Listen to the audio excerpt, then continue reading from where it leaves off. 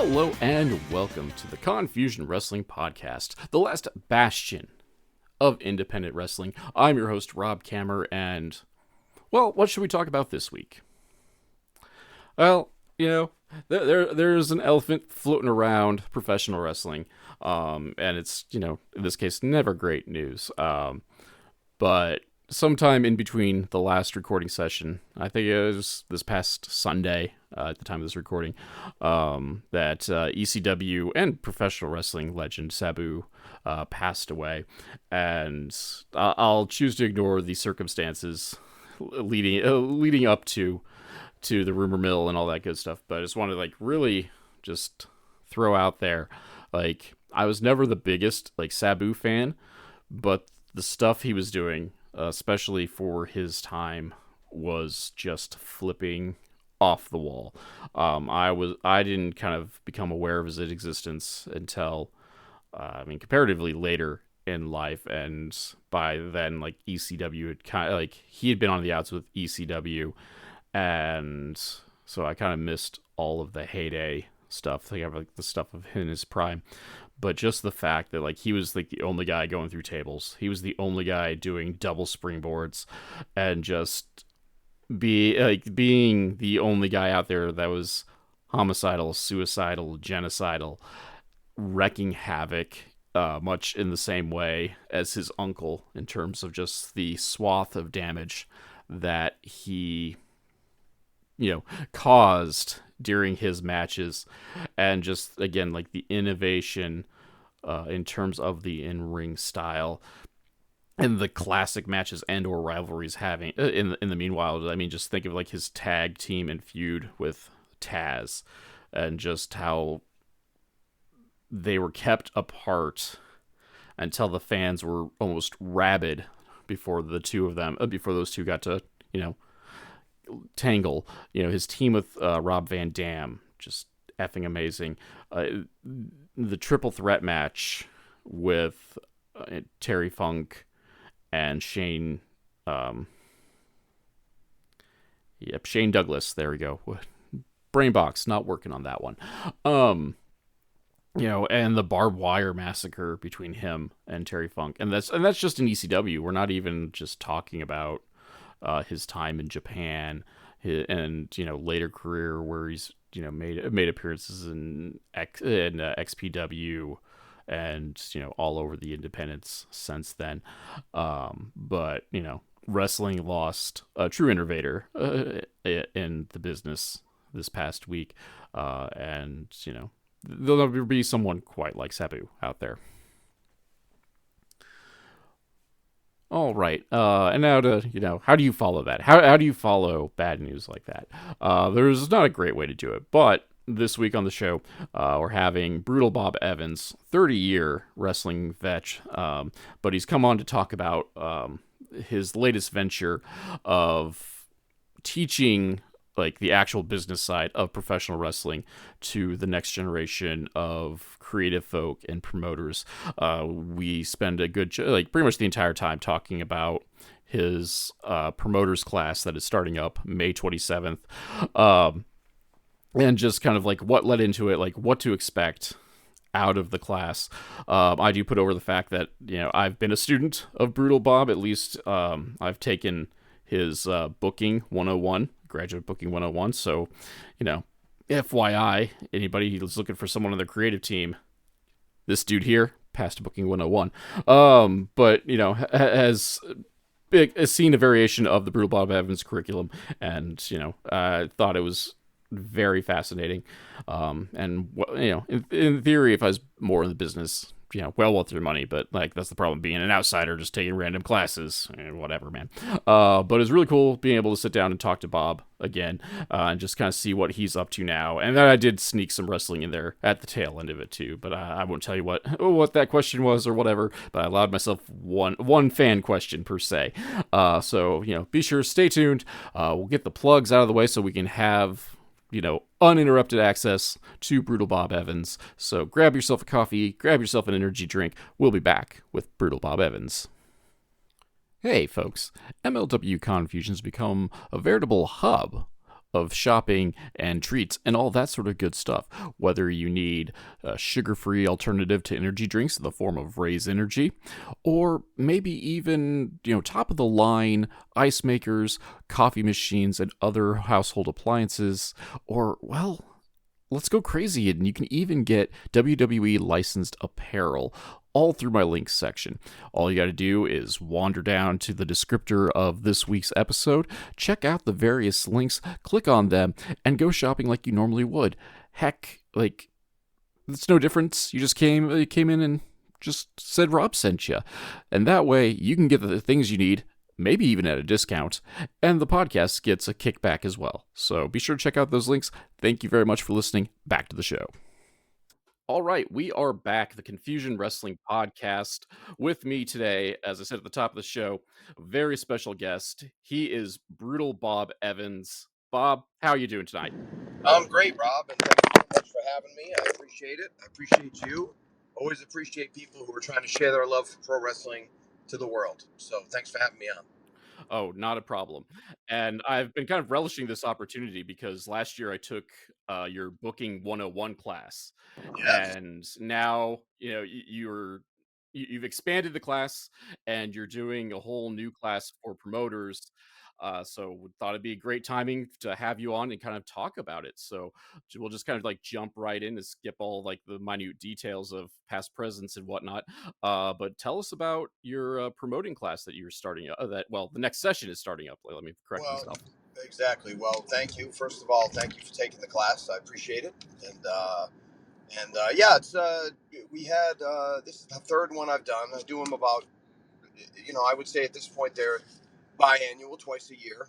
Right now, we may do them more often. We may do them less often. It depends on the demand.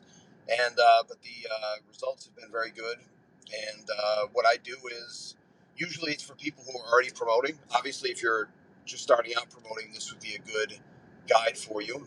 We're not excluding you, but um, basically, what I do is I'm real sick of people running wrestling shows, people that really love wrestling like you and I do, people that really just dig the whole process and really want to bring entertainment to their local community.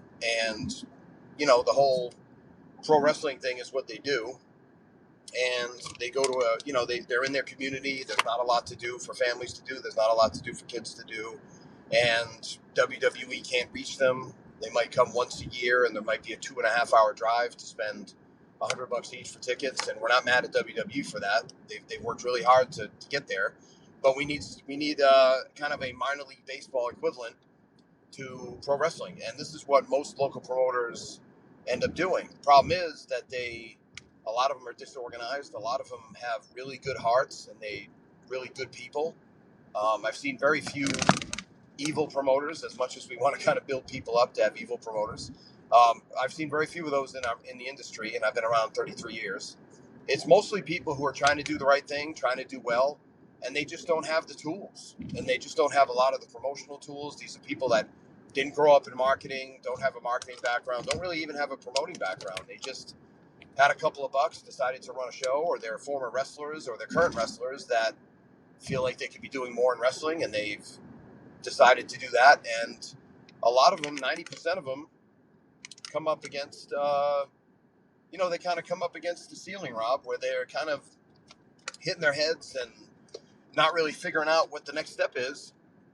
And that's what my class hopes to do. I mean, we've run quite a few people through the class so far, and we've had some really good results. People are doubling and tripling their crowds. People are really engaging their audience a lot more, posting a lot more, growing their social media audience. It's been a good thing, and it's really, as you know, it's really just kind of doing the work and doing the right work, and kind of focusing and really kind of just drilling down and figuring out what works and what doesn't work in your area. So that's kind of what we're doing. I don't think most folks really realize what goes into promoting a wrestling show, because it is like there's a lot of simple marketing to it, but on another level there's just a whole nother beast in terms of the setup. And gosh, like again, like the everything, whether it's the venue, the equipment, the talent. and that alone is costs a pretty penny and takes like master wrangling, and that's not even counting like the actual marketing, especially in this day of social media and all the was it SEOs and things to look out for. Yeah, and that's, there's a lot of simple marketing that goes into it, and I think people don't realize how much the playing field has changed. And even when I was doing it in 2005 through 2009, I ran quite a few shows. I ran over 100 shows, and I ran about 90 shows, and I've run about 10 since then. And one of the things I realized was that I just wasn't doing enough. And as funny as that sounds, because you think you're doing everything, and you're really not. You're focusing more on, and we all know that booking has its place in wrestling. Obviously, I teach a class on it, so it's not that I'm against it. But we have to tell stories about our company, and we have to tell stories about our wrestlers, and we have to tell stories to our marketing too, where we make it a really interesting place to check out. You may not have enough just wrestling fans in your area. You may have to reach out to, in fact, I encourage this wholeheartedly, you may have to reach out to a broader audience. Again, people that go to minor league baseball, a lot of them aren't huge baseball fans. They might be just casual baseball fans, but it's a thing to do. It's a thing to do in the community.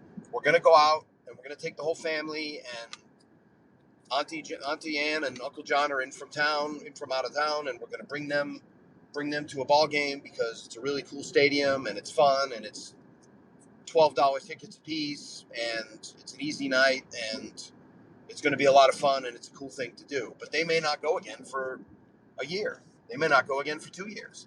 But that's where your fan base is going to be. Because if you just market to wrestling fans, you're screwed. Because you're already a niche of a niche of a niche. Because pro wrestling is a niche sport. It's a niche of actual sports. And then you're independent pro wrestling, and then you're local independent pro wrestling. So it's really a niche of a niche of a niche. And they may be so against you going because they compare you to WWE. You really have to go out of your way to differentiate yourself. And it's really not that tough. You just kind of reach into the community and really talk about that end of it. And if you, in other words, put away the weaknesses. The weaknesses are, we're not WWE. We don't have all the shiny lights. We don't have all the beautiful people. We might have a few beautiful people on there, but we don't have all the beautiful people. There might be some fat old men, fat young men, skinny young men, but they're working hard, and they're people that deserve to perform. And if we can give them a shot, and they're professional and they do a good job, obviously we're not just going to throw anybody in the ring, but if they do a nice job, then we should allow them to perform on a stage, and that stage being the wrestling ring. And we can do that as a community event. As long as people know what they're getting into, it's easier to market. It's when we try to fool people and say we're just like WWE, where, our guy, got beat by Will Hobbs on TV in 2 minutes, so he's a big AEW superstar. First of all, there's nothing wrong with getting beat in 2 minutes, and there's nothing wrong with saying somebody did their best on AEW, but realize that, they're locals and, a local competitor, that type of thing. And this is where they get to have the 10, 15-minute match and show their expertise and show their ability to engage a crowd and entertain a crowd. And, we dig into the pluses instead of the minuses. And then after we do all that, we have to spend some money. And we have to spend money on advertising. We have to get like you said, we have to set a budget. We have to get a good ring. We have to get insurance. We have to do this. And I feel like a lot of promoters are doing that, and then they're begging God and praying that boy, if we could only break even, if I could just have enough to pay everybody. And it's like, I want them to be a profit first company. There's a book called Profit First. It's a good one. And it teaches you, hey, it's about you too. It's about you concentrating on getting yourself paid too, and not stealing all the money out of the till and putting it in your pocket, but getting yourself paid fairly too. You should be part of the payroll. You should be a guy or a girl who takes care of yourself as well. And if you're not doing that, you're not doing it right. You're not running it like a business. And it doesn't have to be a stone cold corporate machine. It can still be fun. It can still be enjoyable. But sometimes you got to do the boring stuff, and the boring stuff is budgeting and organizing yourself and setting yourself up for success. And if you know what you're getting into, and you're not just a guy throwing money at the world, and you kind of watch every dollar, you can do this for a decent penny. I mean, you're going to pay a little bit. You gotta make money. You gotta spend money to make money. People say that, but they don't know what it means. But you also have to have a budget, and you have to rein everything in. So that's a lot of that stuff is not the quote unquote fun stuff. It's the unenjoyable stuff, and it's the boring stuff, and it's the non ADHD entertainment side stuff that a lot of us don't like to do. But I'm not saying we have to become accountants and bookkeepers. I'm just saying we have to keep a decent record of what we're paying, what's coming in, what's going out, and take care of it. Because if you measure it, you can fix it, you can grow it, you can shrink it if you need to cut your budget a little bit. But if you don't measure it, you won't have any idea. So that's a lot of the stuff that I see in local promoters. That makes absolute sense. Yeah, It is the professional wrestling business. Whether whether you're working in front of the curtain, behind the curtain, hopefully your goal, in addition to entertaining, is making some cash out of it. Especially in this case, we're talking promoters, and the best way to make cash is to get the crowds in, and best way to have another show. Let's be realistic about it. Is to save as much money as you can and turn that profit. Do you, exactly. and kind of like, again, kind of talking about kind of like the niche marketing of it. Do you think, what, like, I just, honest opinion wise, like, I've not heard anyone really bring it up as such, but talking about like how to market and marketing, like, say, the wrestlers and just the company. But I thought it was interesting that you brought up that, like, you kind of like shied away from, say, like, slapping on like AEW superstar, or as seen on AEW, when it's your local champ who went 2 minutes. Do you think this is like one of the top mistakes promoters are making right now, or at least newer promoters are making? No, I think the three top mistakes I can point to are concentrating on the booking more than getting people through the door. That's the first one. Second one is not spending enough on marketing, however you want to market. And third of all is just not doing enough of it. Because those are probably the three things I could point to. I think you can mention that somebody was on AEW. I'm not against that. We should acknowledge that there's other people. If somebody was in the minor leagues and they, played for a week on the Kansas City Royals, we can talk about them playing. Hey, this guy played on the Royals. He had a cup of coffee in the major leagues. There's nothing wrong with that. In fact, I encourage it. But the thing is, we can't act like this guy is Kenny Omega and he's coming into in Pigeon Forge, Tennessee to wrestle for the belt. Like that's not what we want to do. We want to concentrate on the show, and the show is come see the wrestlers, 7 big bouts, great fun, family entertainment. Every seat is a ringside seat. Come get your picture taken with all the wrestlers. Come get autographs, meet and greet, the experience of a lifetime. This could be your kid's first time seeing wrestling. They'll see the ring. Their eyes will get big as pies. That's the stuff that you want to sell. Just like when like my first baseball game wasn't, I'm in Massachusetts. My first baseball game wasn't Fenway Park for the Boston Red Sox. It was Pawtucket, Rhode Island for the Pawtucket Red Sox, the AAA affiliate at the time. And that was cool enough.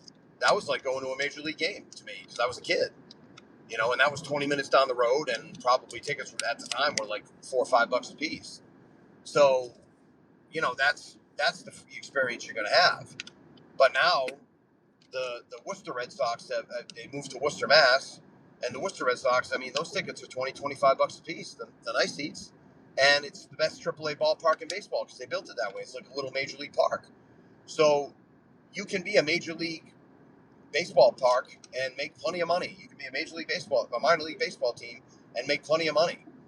You have to market yourself as an alternative. You don't market yourself as competition. You market yourself as, hey, you may not be able to, and we don't diss anyone. We just tell them what we're good at.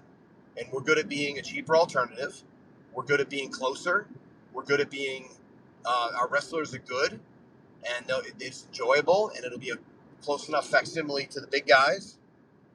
And some of them are going to be the future stars of wrestling, and some of them are going to be the past stars of wrestling, and some of them are going to be the non-stars of wrestling. But that shouldn't matter because the show is a package. You sell the show as a package, you sell the experience, and when they get there, they'll have a great time. They won't remember anybody's name, and that's okay. And if they want to come back and they start remembering people's names, that's great too. But if you're looking to build an audience with just wrestling fans are going to poo-poo this. They're going to look at it as amateur night, or they're going to look at it as not as good, or they're going to compare it. You don't want them to compare it. You want to create your own category. And if you create your own category, it's easy. You just, think about Banana Ball with the Savannah Bananas. The Savannah Bananas have outdrawn everybody in Major League Baseball. They drew 81,000 people in a football stadium in Clemson a couple weeks ago. Now, never mind the ticket money. The merch bill was probably $2 million because nobody's walking out of there without a $30 shirt or a $30 hat or a $40 this or a $100 jersey or a $200 jersey. So, and it's all because Jesse, the owner of the Savannah Bananas, who grew up an hour from me, was bored to death when he was playing college ball, and he said there's got to be a better way. There's got to be a more fun way to play baseball. And he was a big Globetrotters guy, and he was a big WWE guy, and he's kind of married those concepts and turned it into something else. They don't say they're Major League Baseball. They don't even talk about the players. They have good players. Those players are great. They're like one step below the pros, but they're not, they're not Rafael Devers, and they're not, all these big, high-priced ball players. But the package sells. Come see the good ball playing, but it's fun. And these guys are professionals. They can throw the ball over the plate. The guys can hit home runs and run the bases, and they look like ball players. And they are ball players, but they're never going to make the major leagues, and who cares? It should be a non-factor. We shouldn't be competing that we're the major leagues of wrestling. We should be competing that we're the minor leagues of wrestling and own that spot. Be in that lane and own that spot, because that's the spot you're going to win in. Because what they never tell you is what happens if we don't make it. What happens if we don't make the WWE? Or what happens if we get signed and we're out in a year? Or maybe we make it and we're the 1 in a million or 1 in 10,000, whatever it is, that becomes the big star. Okay. But what about the rest of us? We don't get to wrestle. We don't get to show our love for wrestling. We don't get to do that. No, there's got to be a stage. We can create that stage. We can own that stage. We can market that stage, and we can sell that stage. And that's what I agree. And I mean, we go into the broad concept, especially since you brought up the Savannah Bananas. I definitely, like, as a whole, like I've said on this podcast numerous times, that wrestling to me is a circus. There's a little bit of something for everyone. You just got to be sure to like give a little bit of something, a little bit of everything to everyone, so that way you're not just drawing in, say a deathmatch crowd or a lucha crowd or anything like that. Not that there's anything wrong with any of those things. If that's your niche, that's your niche. right. But like, you're also going to have just as many people over there, pooping on you because I don't want to see that flippy stuff, or I don't want to see guys just cutting each other with no psychology, etc. Right. But tailoring it back to like kind of like getting set up with the classes, like what like I don't want to say what's your demographic for, but like what level of experience of promoters are you looking for with these classes specifically? The ones I've been seeing are people like either who are just starting out promoting. I've had people that have just started out promoting, and I've had people that have been in for 9 or 10 years.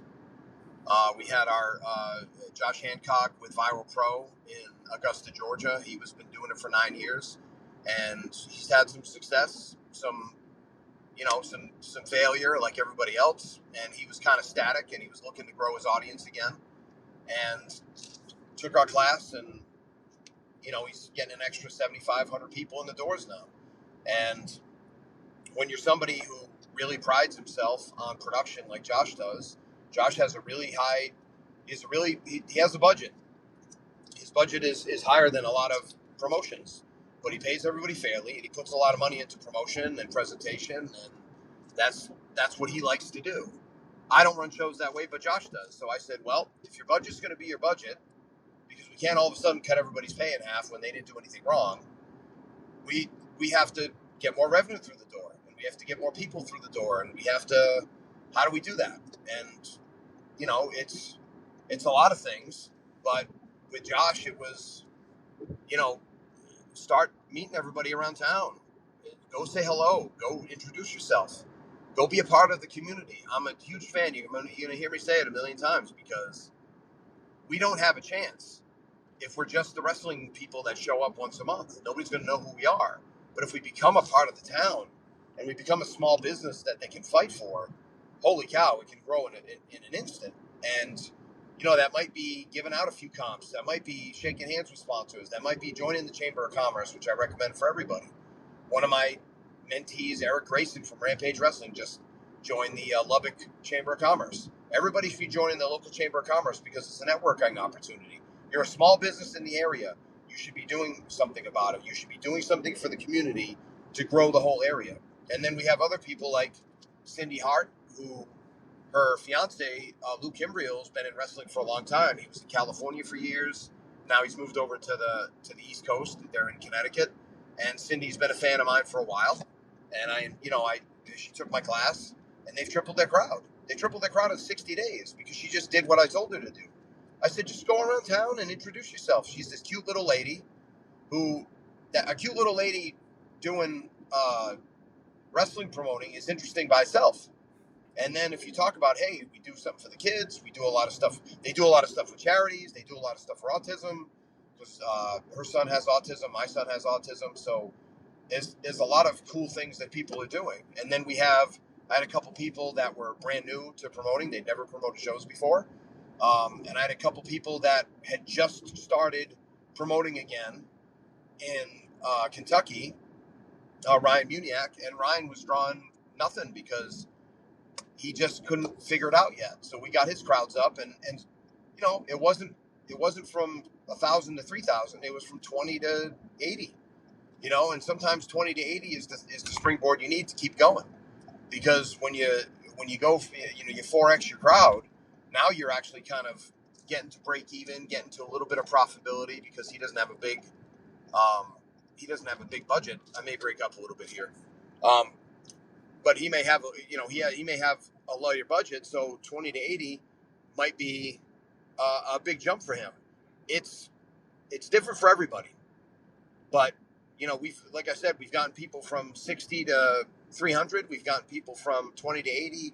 We've gotten people from 100 to 150, 250 to 350. We've grown most of our crowds because if you do what I say, it's going to grow because you're going to be such a big part of the community and you're going to let people know. It's an awareness thing, man.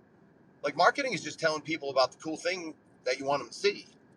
And if you don't do the marketing, how are they going to know about it? You can't just throw a Facebook ad up and go, well, that's it. You can't just throw posters up around town and go, well, that's it. That's just a piece of paper on the wall.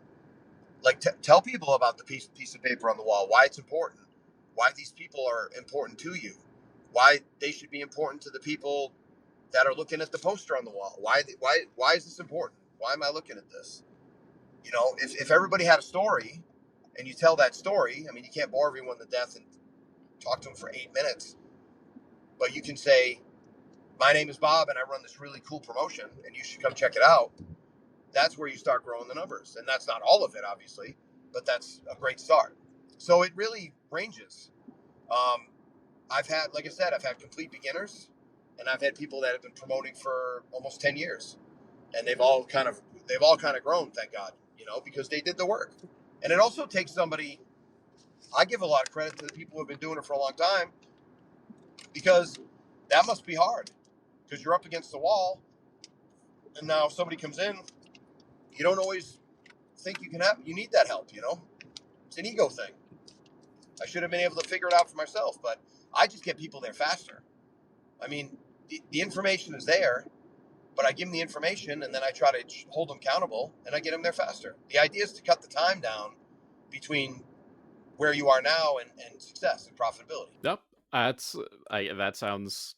Yeah, I mean, I how do I don't want to phrase this. Like, I mean, it sounds so simple in concept, but it's one of those things that are obviously very much overlooked.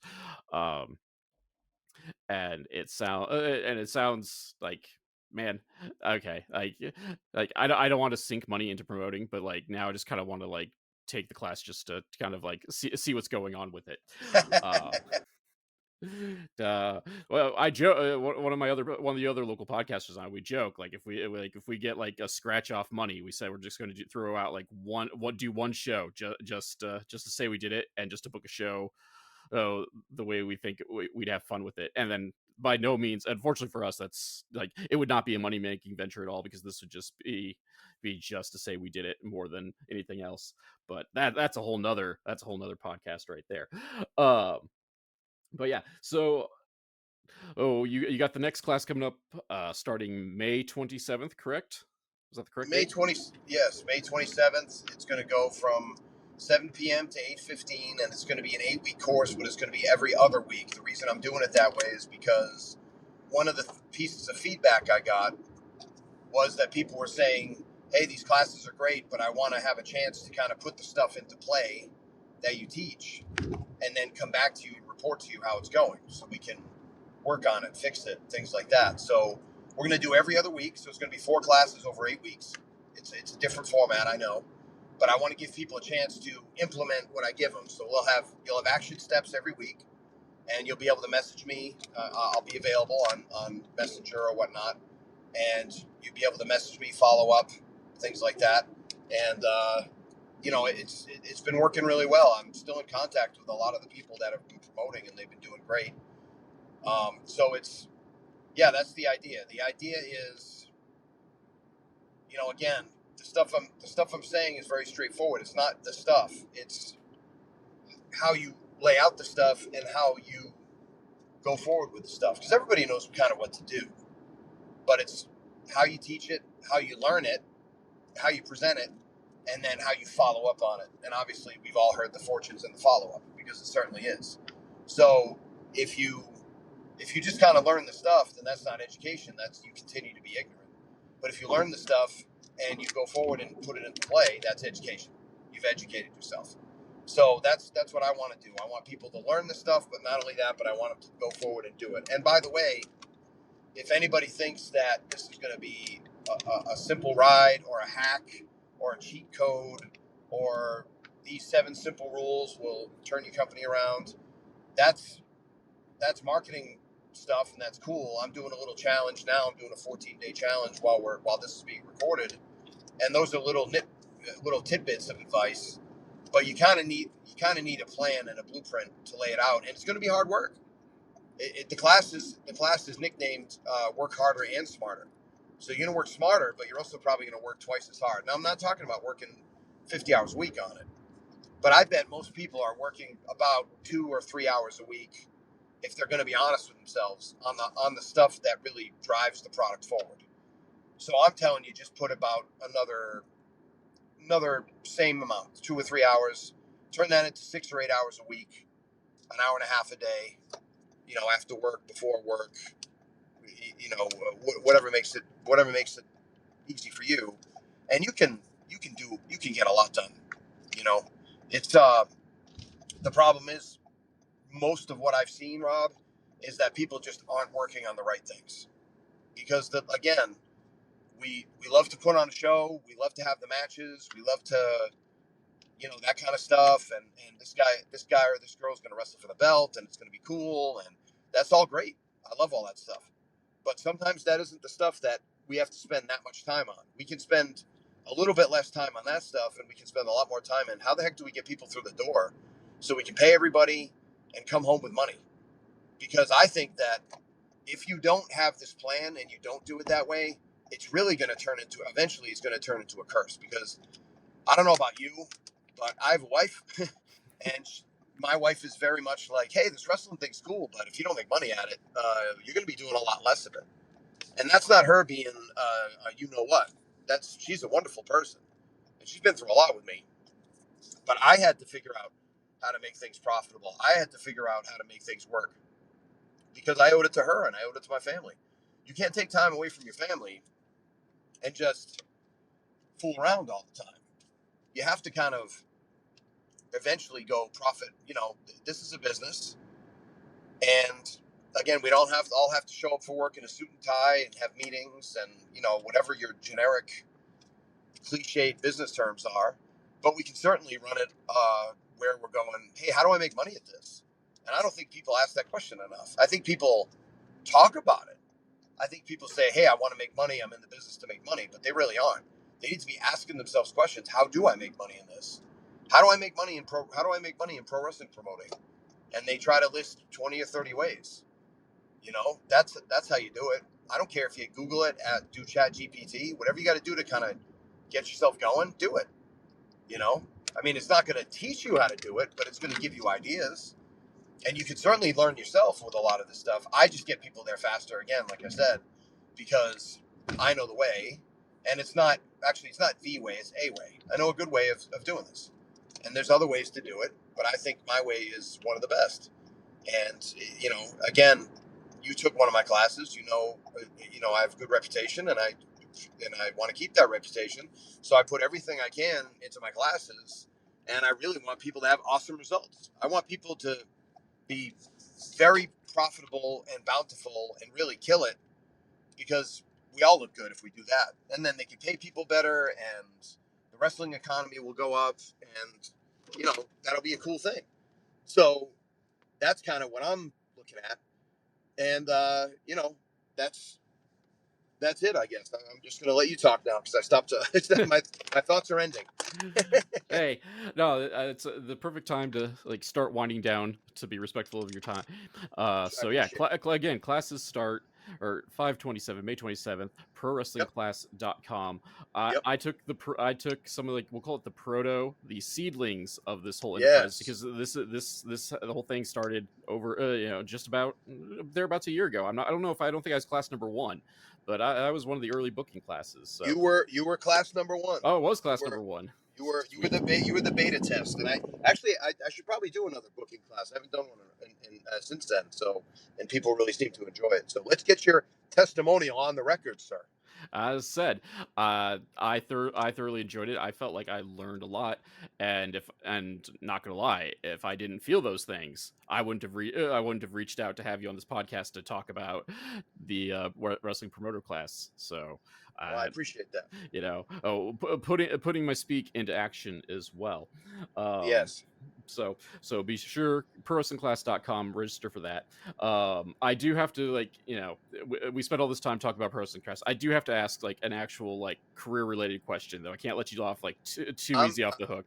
I am happy to answer any questions. I got about 5 more minutes, so we're good. That's cool. We'll have you give a spiel on whatever however long it takes, and we'll let you get you out of there on this. But I just want to hear your thoughts of kind of what went into what were you thinking going into creating Iron Week, where you did 7 Iron Man matches over the course of 1 week. Just that sounds insane to me. Yeah. Well, I actually did 3 of them. I did one in 2009, which was over 6 days. I did one in 2012 for 7 and 7, and then I did another one in 2022 to celebrate my 50th birthday. And 7 and 7. I was studying for some reason. I don't know if it was a podcast or an interview or something with one of those ultra marathoners, and the guy was in his 40s, and he was running these ultra marathons. Now I can't run more than 10 feet without my feet bothering me, but he was like, yeah, I run these 50. It's like double marathons in a day, and 100 miles in 3 days, and crazy, right? And I said, yeah, I wonder what the wrestling equivalent of that would be, and I wanted to do it kind of on my terms, and I kind of wanted to see if I could do it and make it make sense. So I did one in 2009, and it was I had rules, and I loosened the rules in 2022 because I was in a better place financially. But the first two, 2009, 2012, I couldn't miss, and it was kind of like a deal I had with my wife. I couldn't miss work, and I couldn't miss any family engagements, which really I don't think there was a lot of family engagements that week anyway. But the biggest thing was I couldn't miss a day of work. So, and I worked very early. I was a supervisor for a newspaper company at the time, and I worked very early, like 2 a.m., 2 a.m. to like 8 a.m. a lot of times. So I had to get in that window. I had to wrestle a lot of times at night, and I had to be back for work. so there wasn't much sleep going on in 2009. Now 2012, because that was mostly local. I did the first one 2009 in Connecticut, all in one place. 2012, I traveled around the East Coast, so I was driving to Philadelphia or Bristol, Pennsylvania, at the ring to go to the Ring of Honor dojo and wrestle Adam Cole, which is Adam Cole was the TV champion at the time. He was contracted with Ring of Honor, but he and I were buddies, and he just wanted to do it to see if he did it. And we're doing it on like a Thursday in the middle of the afternoon, just to do it to satisfy everybody's schedule,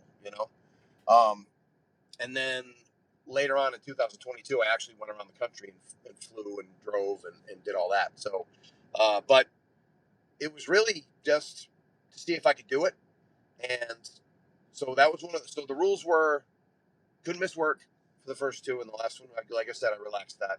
Second one was we call everything on the fly, talk about anything ahead of time, and and I could never wrestle the same person twice. So I've done 20 opponents, and it's never been the same person twice.